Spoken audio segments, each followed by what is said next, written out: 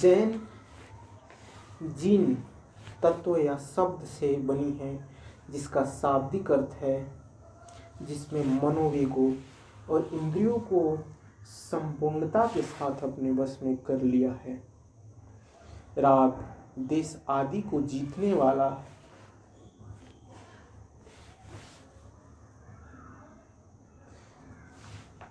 जैनियों का मानना है कि उनकी धार्मिक व्यवस्था क्रमशः होने वाले 24 तीर्थंकरों के उपदेशों से युक्त है। जैन तीर्थंकरों के अनुसार पदार्थ क्षयशील है, किंतु आत्मा शाश्वत और विकासमान है। इनके अनुसार जीव आत्मा तृष्णा जनित बंधन में कैद रहती है। सतत प्रयासों द्वारा ही जीव आत्मा को तृष्णा जनित बंधन से मुक्त किया जा सकता है। क्रमिक शक्तियों के छिन्न भिन्न होने से ही जीव आत्मा की अंतिम मुक्ति होती है और उसमें आत्मिक तत्व के सद्गुण प्रकट होते हैं।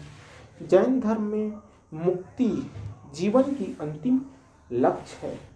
कर्मफल का नाश तथा जीव आत्मा से भौतिक तत्वों से हटा देने से मुक्ति संभव है। बिहार में जैन धर्म का विस्तार। अब हम जानने का प्रयास करेंगे कि बिहार में जैन धर्म का विस्तार किस प्रकार से हुआ। जैन धर्म विश्व का प्राचीनतम शास्त्रीय धर्म है जो दर्शन पर आधारित है। इस धर्म का संबंध बिहार के प्रारंभिक काल से ही रही थी। बिहार से ही जैन धर्म विस्तार पाया था। आज से 2700 वर्ष पूर्व बौद्ध काल जैन धर्म बिहार में जनप्रिय धर्म हुआ करता था। तत्कालीन गणराज्यों मगध, अंग, विदेह, वैशाली में जैन धर्म राजकीय धर्म था। जैन धर्म से संबंधित प्राचीन कालीन अवशेष बिहार के विभिन्न क्षेत्रों से प्राप्त हुई है, जो तत्कालीन जैन प्रभाव की ओर संकेत कराती है। जैन धर्म में 24 तीर्थंकर हुए। इन सभी का संबंध बिहार से था, इसलिए जैन धर्मावलंबियों के बीच बिहार प्राचीन काल से ही केंद्रीय भूमिका में रहा है। मगध, अंग, विदेह, वैशाली में अनेक जागृत चैताशल्य है, जहाँ लोग विहार करने तथा ज्ञान केंद्रों जैन विद्यालयों में श्रावक जैन दर्शन की शिक्षा प्राप्त करने के लिए आते थे। जैन धर्म में ऋषभ देव पहले तीर्थंकर और नेमिचंद 21वें तीर्थंकर को छोड़कर शेष 22 तीर्थंकर बिहार में निर्वाण प्राप्त किए थे। इन 22 में 20 तीर्थंकर ने सम्मेद शिखर पारसनाथ पहाड़ पर निर्वाण प्राप्त किए थे।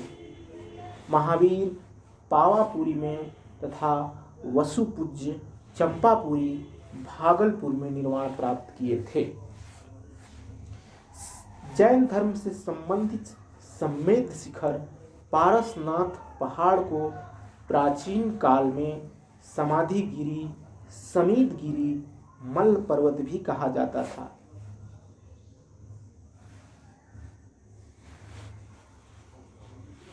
जैन धर्म के 24 तीर्थंकर इस प्रकार से हैं। प्रथम ऋषभ देव, द्वितीय अजीतनाथ, तृतीय संभव, चतुर्थ अभिनंदन, पंचम सुमति, षष्ठम पदम प्रभा, सप्तम संपासर्व, अष्टम चंद्र प्रभा, नवम सुविधि, दसम शीतल।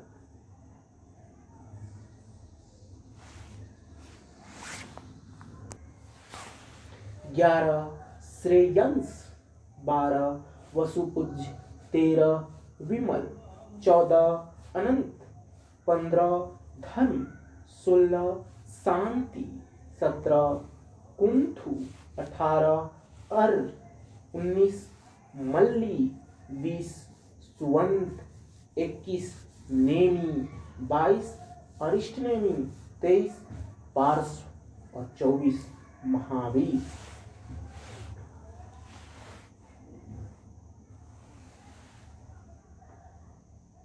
मान्यता है कि 10वें तीर्थंकर शीतलनाथ का जन्म बिहार में हुआ था।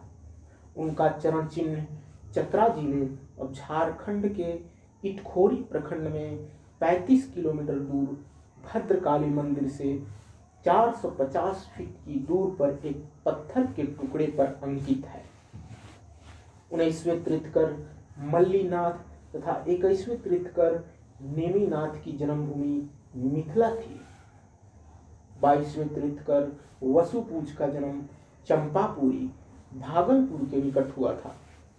20वें तीर्थंकर सुवर्तनाथ का जन्म राजगिरी में हुआ था। जैन मुनि स्थूलभद्र के पवित्र समाधि गुलजार बाग पटना महात्मा गांधी सेतु पुल के निकट है। प्रथम जैन संगीति का आयोजन पाटलिपुत्र में चंद्रगुप्त मौर्य के शासनकाल में 322 से 298 ईस्वी पूर्व में हुआ था, जिसकी अध्यक्षता स्थूलभद्र ने की थी। जैनों के 14 मूल ग्रंथ थी जो पूर्व के नाम से जानी जाती थी, परंतु वे सभी खो चुकी थी। पूर्वों का ज्ञान प्राप्त करने के लिए पाटलिपुत्र में प्रथम जैन संगीति का आयोजन किया गया था। चंद्रगुप्त मौर्य के संरक्षण एवं स्थूलभद्र की अध्यक्षता में 14 पूर्वों के स्थान पर 12 अंगों की रचना हो सकी। पाटलिपुत्र में इसे लिखित रूप दिया गया है। वे 12 नए खंडों अंगों में संकलित किया गया है, जो इस प्रकार से हैं।